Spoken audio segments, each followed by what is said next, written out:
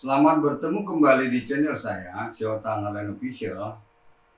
Di sini saya mau membahas topik mengenai pelaksanaan pengadaan tanah bagian 4. Namun sebelumnya silakan subscribe, like, bunyikan lonceng, dan share video ini untuk mendukung berkembangnya channel ini. Yang dibahas pada bagian 4 ini adalah tahap ketiga dari 4 tahap di dalam mekanisme pengadaan tanah, yaitu pelaksanaan pengadaan tanah. Dan di dalam pelaksanaan pengadaan tanah ini tidak seluruhnya akan dibahas, karena dalam pelaksanaan pengadaan tanah ini terdapat 11 tahap dalam mekanisme pelaksanaan pengadaan tanah. Yang dibahas hanya tahap 1 dan 2, yaitu tahap 1 tentang penyiapan pelaksanaan pengadaan tanah, dan tahap 2 tentang inventarisasi dan identifikasi pihak yang berhak dan objek pengadaan tanah. Untuk mendapat gambaran yang lengkap mengenai ke-11 tahap di dalam proses atau mekanisme pelaksanaan pengadaan tanah, maka perlu saya sebutkan secara lengkap tahap-tahap tersebut, yaitu tahap 1 penyiapan pelaksanaan pengadaan tanah, tahap 2 inventarisasi dan identifikasi pihak yang berhak dan objek pengadaan tanah, tahap 3 penetapan penilai besar ganti kerugian, tahap 4 musyawarah penetapan bentuk ganti kerugian, tahap 5 pemberian ganti kerugian kepada yang berhak, tahap 6 penitipan uang ganti kerugian di pengadilan negeri, tahap 7 pembayaran ganti kerugian dalam keadaan khusus, tahap 8 pelepasan objek pengadaan tanah, tahap 9 pemutusan hubungan hukum antara pihak yang berhak dengan objek pengadaan tanah, tahap 10 pendokumentasian data pelaksanaan pengadaan tanah, dan tahap 11 pengambilan ganti kerugian yang dititipkan di pengadilan negeri. Yang menjadi dasar hukum dalam pembahasan topik ini antara lain 1. Undang-Undang Nomor 2 Tahun 2012 tentang pengadaan tanah bagi pembangunan untuk kepentingan umum. 2. Pasal 122 sampai dengan 147 Undang-Undang Nomor 11 Tahun 2020 tentang Cipta Kerja. 3. Peraturan Pemerintah Nomor 19 Tahun 2001 tentang penyelenggaraan pengadaan tanah bagi pembangunan untuk kepentingan umum. 4. Peraturan Menteri Agraria Tata Ruang Kepala BPN Nomor 19 Tahun 2021 tentang ketentuan pelaksanaan Peraturan Pemerintah Nomor 19 Tahun 2021. Siapa yang berwenang dalam pelaksanaan pengadaan tanah? Yang berwenang dalam pelaksanaan pengadaan tanah adalah Menteri Agraria Tata Ruang Kepala BPN. Namun dalam pelaksanaannya secara operasional dilaksanakan oleh Kepala Kantor Wilayah BPN Provinsi selaku Ketua Pelaksana Pengadaan Tanah.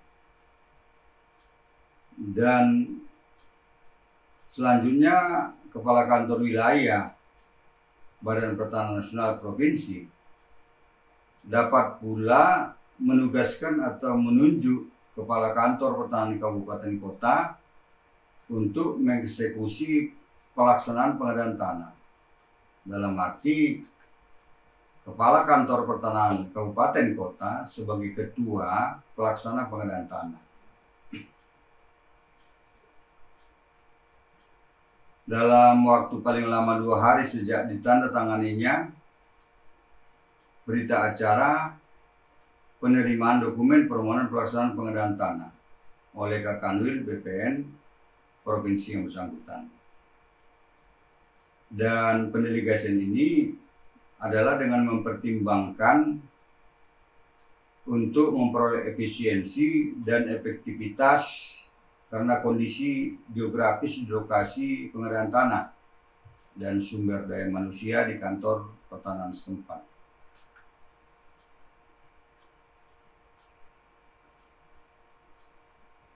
Selain itu, apabila diperlukan ya, maka Kepala Kantor Wilayah BPN Provinsi juga dapat memobilisasi pegawai di lingkungan kerja kantor wilayah Badan BPN Provinsi untuk membantu pelaksanaan pengadaan tanah.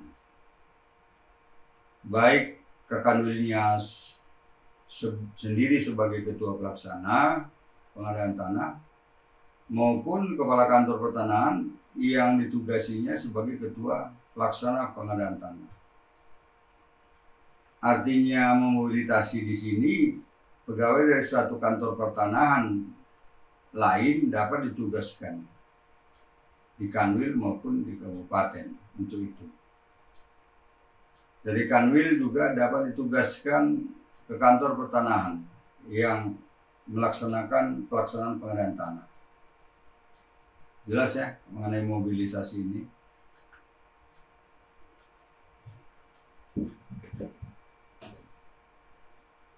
Sebagai catatan bagi kita bahwa apabila kepala kantor pertanahan ditugaskan sebagai ketua pelaksana pengadaan tanah, maka dalam waktu paling lama 5 hari sejak diterimanya keputusan penugasannya sebagai ketua pelaksana pengadaan tanah dari kepala kantor wilayah BPN Provinsi, maka kepala kantor pertanahan harus menerbitkan surat keputusan pembentukan pelaksana pengadaan tanah di kabupaten atau kota ya. Susunan keanggotaan pelaksana pengadaan tanah yang dibentuk kepala kantor pertanahan terdiri dari A. Kepala kantor pertanahan sebagai ketua merangkap anggota, B. Kepala seksi yang mengurusi pengadaan tanah atau pejabat fungsional di kantor pertanahan sebagai anggota, C. Pejabat perangkat daerah kabupaten kota tingkat eselon 4 yang mengurusi pertanahan sebagai anggota, camat, D. Camat atau nama lain setempat sebagai anggota, E. Lurah atau kepala desa atau nama lain setempat sebagai anggota, dan F. Pejabat fungsional pada seksi yang mengurusi pengadaan tanah di kantor pertanahan sebagai sekretaris merangkap anggota. Baiklah, sekarang kita bahas tahap 1 dan tahap 2 dalam mekanisme pelaksanaan pengadaan tanah. Tahap 1, penyiapan pelaksanaan pengadaan tanah di dalam terdapat proses kegiatan secara berurutan ya. Antara lain, 1. Instansi yang memerlukan tanah berdasarkan surat keputusan penetapan lokasi pembangunan mengajukan permohonan pelaksanaan pengadaan tanah kepada Kepala Kantor Wilayah BPN Provinsi dengan melampirkan persyaratan atau bahan-bahan antara lain: A. Dokumen perencanaan pengadaan tanah atau DPPT, B. Keputusan penetapan lokasi pembangunan, C. Data awal pihak yang berhak dan objek pengadaan tanah, D.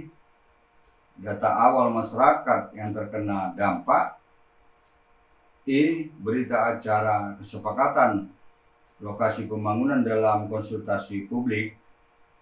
F. Surat pernyataan pemasangan tanda batas bidang tanah dari pimpinan instansi yang memerlukan tanah. Atau B. Apabila terdapat bidang tanah yang menjadi objek pengadaan tanah statusnya kawasan hutan, lahan pertanian tanaman pangan berkelanjutan, tanah kas desa, tanah wakaf, tanah ulayat, dan atau tanah aset pemerintah pusat, pemerintah daerah, bank tanah, BUMN, BUMD, dan atau badan usaha milik desa, maka juga harus dilampirkan surat persetujuan pelepasan kawasan hutan atau persetujuan penggunaan kawasan hutan, izin alih fungsi lahan pertanian pangan berkelanjutan, izin alih status penggunaan atau pelepasan aset, tanah kas desa, tanah wakaf, tanah ulayat, dan atau tanah aset pemerintah pusat, pemerintah daerah, bank tanah, BUMN, BUMD, dan atau badan usaha milik desa. H. Surat pernyataan kesiapan dan atau dukungan anggaran yang telah mengalokasikan biaya operasional dan biaya pendukung serta anggaran ganti kerugian. Bahan yang ke huruf I, dokumen permohonan pelaksanaan pengadaan tanah. 2. Instansi yang memerlukan tanah menyampaikan penjelasan ataupun paparan mengenai permohonan pelaksanaan pengadaan tanah di hadapan Kepala Kantor Wilayah BPN Provinsi. Ya. 3. Dalam waktu 3 hari sejak diterimanya permohonan pelaksanaan pengadaan tanah, maka Kepala Kantor Wilayah BPN Provinsi selaku Ketua Pelaksana Pengadaan Tanah atau pejabat bawahannya Kakanwil yang ditunjuk yang membidangi pengadaan tanah melakukan verifikasi atas dokumen permohonan pelaksanaan pengadaan tanah, apakah sudah lengkap atau tidak, dan hasil verifikasi ini dituangkan dalam sebuah dokumen, yaitu lembar verifikasi dokumen permohonan pelaksanaan pengadaan tanah. Dengan ketentuan, apabila berkas permohonan pelaksanaan pengadaan tanah dinyatakan lengkap, maka Kepala Kantor Wilayah BPN Provinsi membuat berita acara penerimaan permohonan pelaksanaan pengadaan tanah yang disampaikan kepada instansi yang memerlukan tanah. Atau apabila dokumen permohonan pelaksanaan pengadaan tanah dinyatakan belum lengkap, maka Kepala Kantor Wilayah BPN Provinsi mengembalikan berkas permohonan pelaksanaan pengadaan tanah kepada instansi yang memerlukan tanah atau pemohon supaya dilengkapi dan atau diperbaiki. 5. Dalam waktu paling lama 5 hari sejak tanggal berita acara penerimaan permohonan pelaksanaan pengadaan tanah, dalam hal ini penerimaan permohonan secara resmi yang ditetapkan tanggalnya oleh tim verifikasi di BPT, maka Kepala Kantor Wilayah BPN Provinsi selaku Ketua Pelaksana Pengadaan Tanah membentuk pelaksana pengadaan tanah. Ya. Adapun susunan keanggotaan pelaksana pengadaan tanah yang dibentuk dengan keputusan Kepala Kantor Wilayah BPN, yaitu terdiri dari A. Kepala Kantor Wilayah BPN Provinsi sebagai Ketua merangkap anggota, B. Kepala Bidang yang membidangi urusan pengadaan tanah di lingkungan Kanwil BPN Provinsi sebagai anggota, C. Kepala Kantor Pertanahan Kabupaten Kota setempat sebagai anggota. D. Pejabat perangkat daerah provinsi setingkat eselon 3 yang membidangi urusan pertanahan sebagai anggota. E. Pejabat perangkat daerah kabupaten kota setingkat eselon 3 yang membidangi urusan pertanahan sebagai anggota. F. Camat atau nama lain setempat sebagai anggota. G. Lurah, kepala desa atau nama lain setempat sebagai anggota. H. Pejabat fungsional dari bidang pengadaan tanah pada Kanwil BPN sebagai sekretaris merangkap anggota.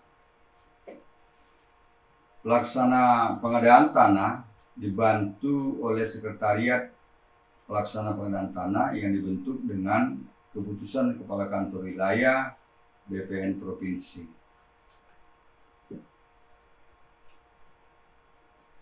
Dalam pelaksanaan tugasnya, pelaksana pengadaan tanah harus melakukan koordinasi dengan instansi yang memerlukan tanah, dengan instansi atau lembaga terkait, dengan penilai atau penilai publik pertanahan, dengan tokoh masyarakat, dan atau dengan pihak lain yang dianggap perlu.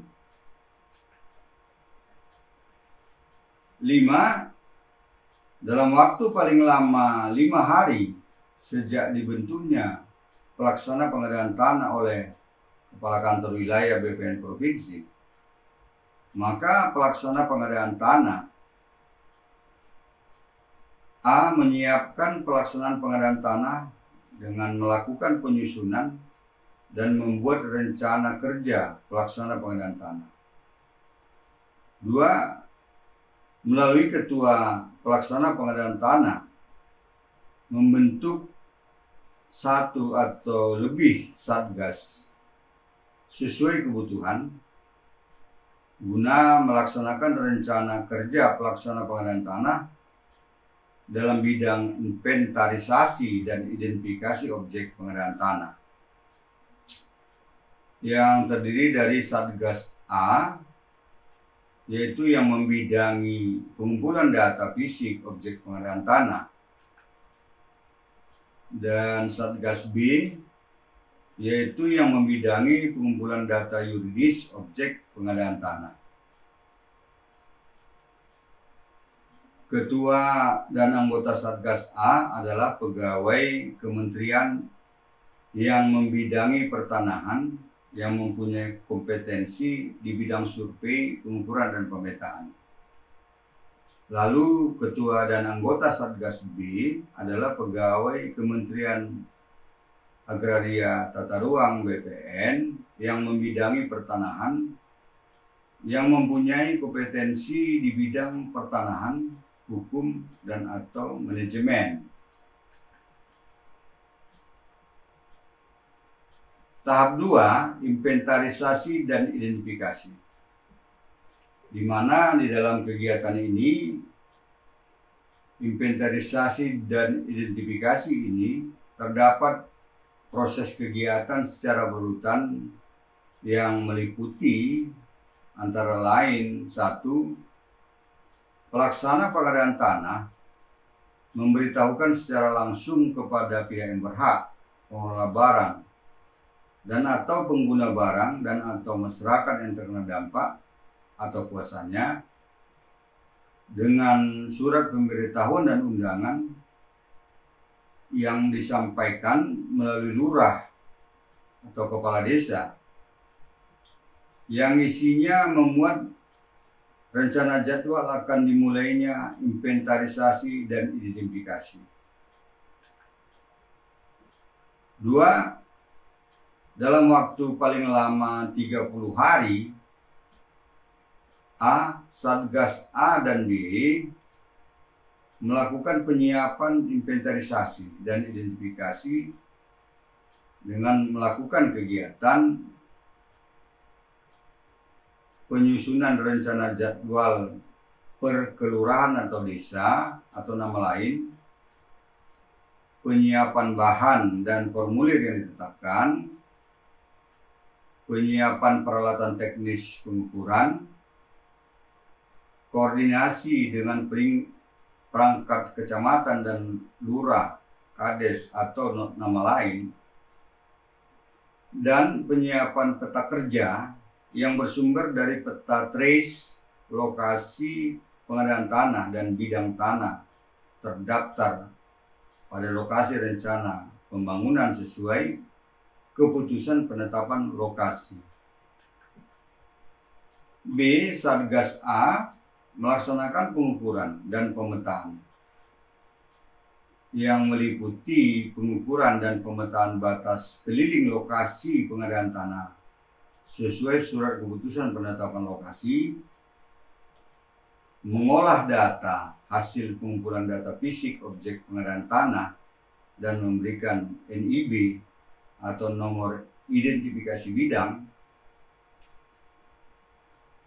melakukan pengukuran dan pemetaan bidang per bidang tanah dalam lokasi pengadaan tanah yang hasilnya dituangkan dalam peta bidang tanah yang ditandatangani Ketua Satgas A. C. Satgas B melaksanakan inventarisasi dan identifikasi data yuridis melalui pengumpulan data pihak yang berhak dan objek pengadaan tanah yang meliputi data nama, pekerjaan, dan alamat yang berhak, nomor induk kependudukan atau NIK atau identitas lainnya dari pihak yang berhak, bukti penguasaan dan atau kepemilikan tanah, bangunan, tanaman, dan atau benda-benda yang berkaitan dengan tanah, letak dan luas tanah, dan nomor identifikasi bidang atau NIK, status tanah dan dokumennya, jenis penggunaan dan pemanfaatan tanah, pemilikan dan atau penguasaan tanah, bangunan, dan atau benda lain yang berkaitan dengan tanah, pemilikan dan atau penguasaan hak ruang atas tanah dan ruang bawah tanah, data ukuran, jenis, kualitas bangunan termasuk data detail bahan bangunan yang digunakan, data tanaman yang terkena pengadaan tanah baik jumlah, jenis maupun kriteria atau umur tanaman, data benda-benda lainnya yang terkena pengadaan tanah seperti sumur artesis, pompa air dan lainnya, pembebanan hak atas tanah, ruang atas tanah dan ruang bawah tanah, data bidang tanah yang sedang menjadi objek perkara di pengadilan yang masih dipersengketakan pemilikannya, yang diletakkan sita oleh pejabat yang berwenang, pihak yang berhak yang tidak diketahui keberadaannya, dan tidak diketahui siapa pemiliknya, dan seterusnya data pendukung lainnya. Dan ini semuanya hasilnya dituangkan dalam daftar nominatif yang ditandatangani oleh Ketua Satgas B.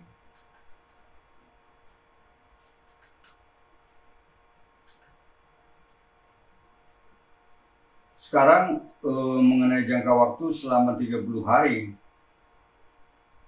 dalam inventarisasi dan identifikasi tadi,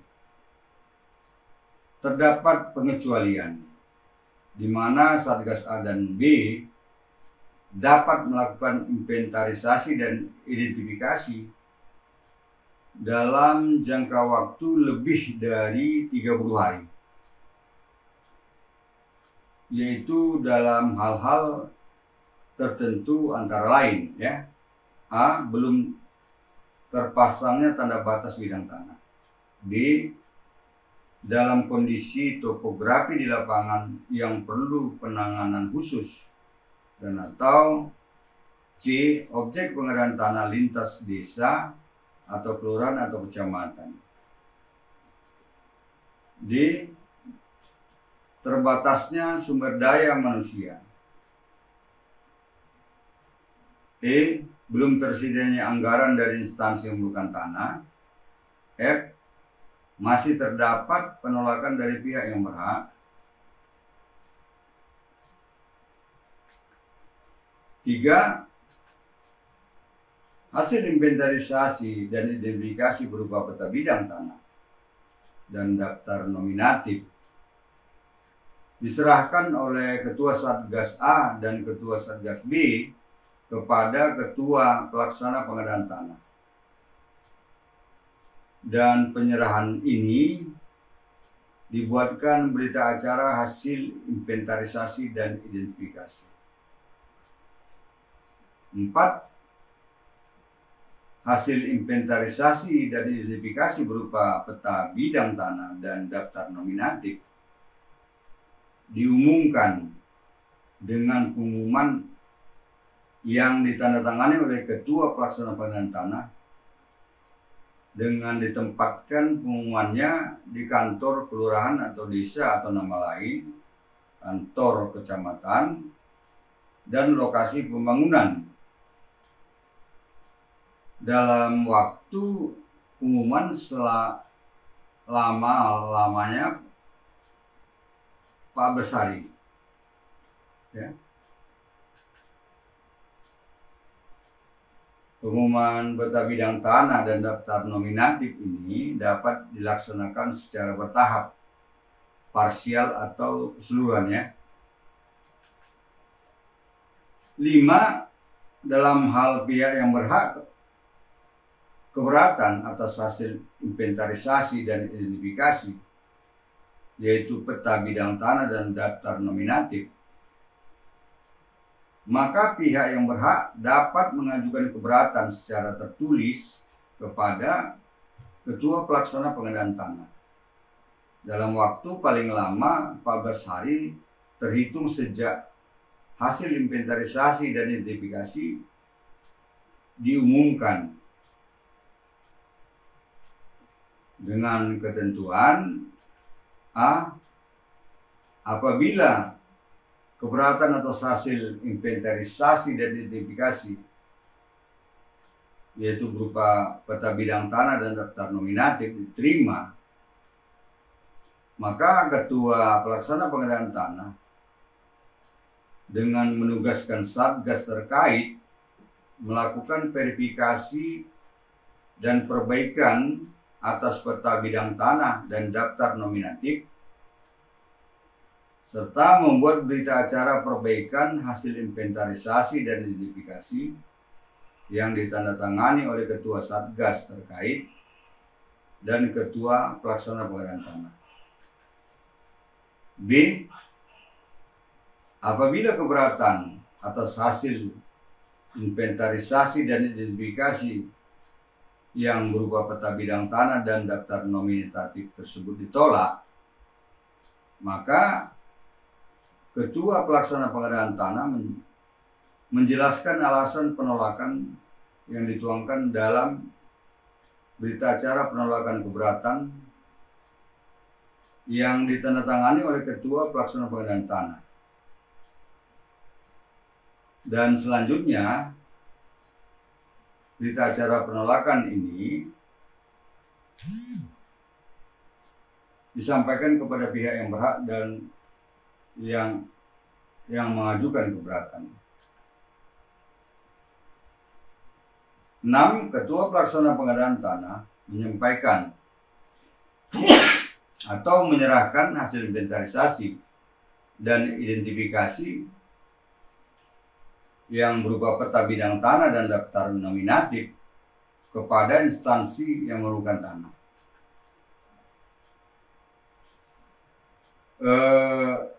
Sekarang kita membahas mengenai tanah sisa. Perlu saya jelaskan mengenai ketentuan tanah sisa yang terkena pengadaan tanah yang harus kita ketahui, yaitu 1.